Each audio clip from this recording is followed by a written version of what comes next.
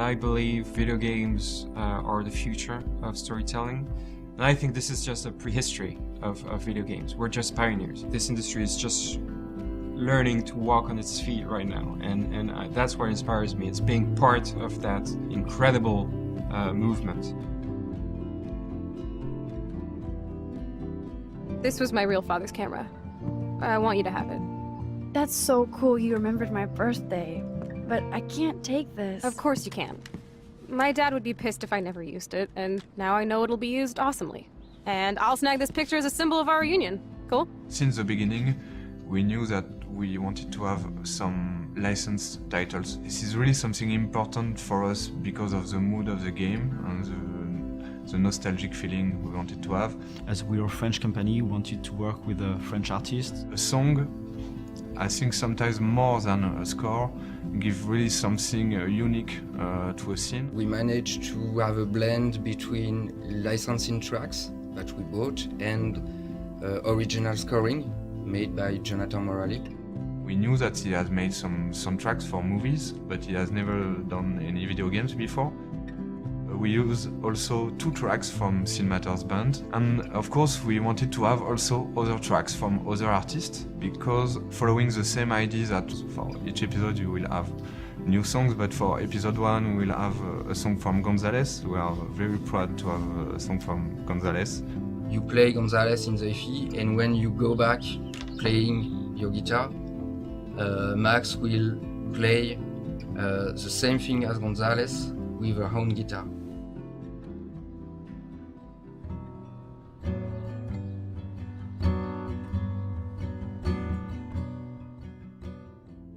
We have a song of Angus and Julia Stone, who are great artists also, and since the beginning of the game we have some Angus and Julia Stone music on a lot of scenes in the game. This is, their songs work very well with our game and with our mood.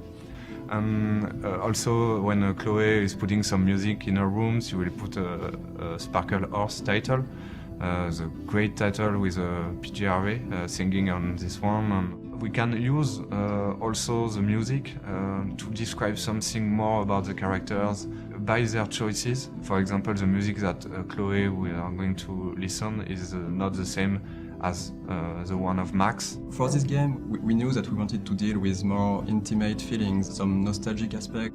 For us, Life is Strange is more like an indie movie sort of vibe, like compared to a blockbuster, it's more like a Sundance movie. So we thought that going for a realistic rendering wouldn't work this well for this project, because we really wanted to have this slow-paced and intimate feeling with the game, and we thought that having this hand-painting feeling would really allow the player, the viewer, to put some of their own imagination and on their own feelings to what they were looking for. At the very beginning, the scene is completely blank, and piece after piece we create the environment. Usually we start with walls and we have details, and I like to put some small stuff like that. To put a small detail, just like it was your room, to add some story in it. We started to brainstorm a bit to what kind of story, what kind of setting would be the best for this kind of experience. So we thought that to play a teenager could be really interesting, because this is a period of your life when your choices will matter the most and define who you will be as an adult. We knew that we wanted to have this nostalgic feeling, and that's why we decided to go for this story, this coming-of-age tale of an American teenager in a small city in the Pacific Northwest. For everything in the game, we did a ton of photographs or getting references. We are looking on Google Street View and a lot of pictures to be really sure that we are right with the detail. It was very interesting to have this artistic style. The fact we use a realistic setting, it takes place nowadays in the US.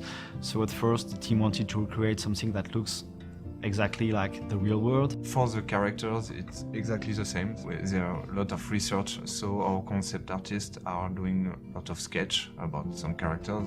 We have all imagined those characters. When we read the script, we imagine them our own way, so it's not always the same, but we try to be sure that the player will feel them the way we want them to feel those characters. When you're looking at an overly realistic picture, there is no room for imagination at all. You just see everything in a crude light. But when we have those soft colors and this hand-drawn feeling, you can put some of your own memories in what you're looking at, and that's really something we wanted to push and to develop for this game. We have those realistic lighting on top of this hand-drawn texture.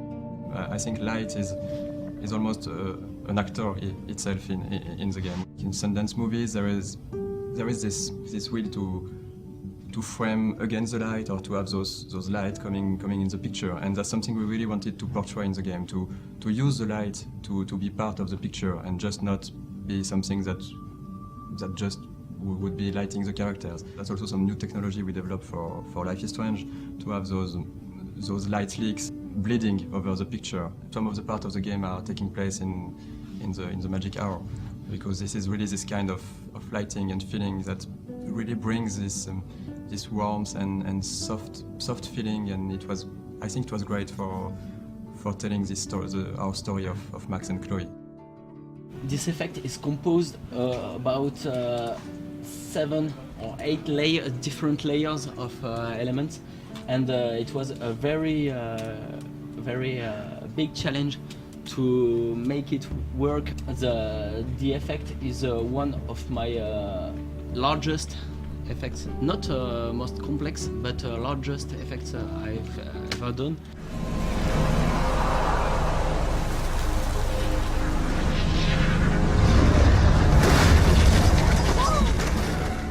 The writer is based in the US. The script he creates is we're very proud of it. Yesterday, the audio director for the VO sessions said once again that he loved the script.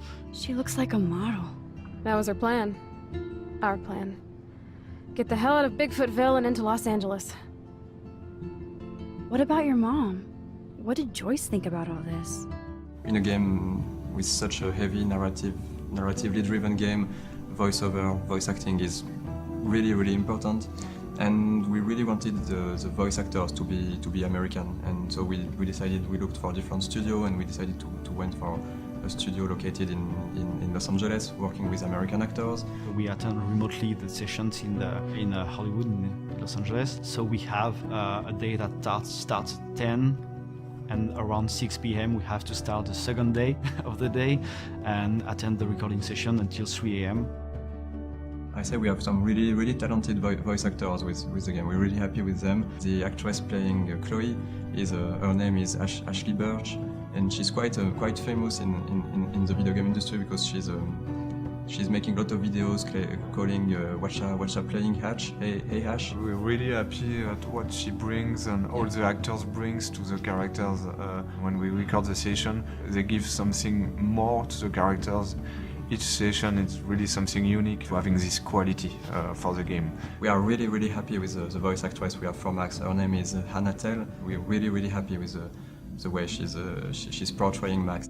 What's great is that everyone's enjoying this game right now. It's very different from what you're used to see. I smile when I play the game, when I discover some hidden stuff I hadn't seen. We have a lot of Easter eggs hidden here and there, and it's really an enjoyable experience. We've now basically gathered an extremely talented pool of producers, animators, game designers, level designers, concept artists, sound designers. Everywhere in this building you'll see extremely talented people.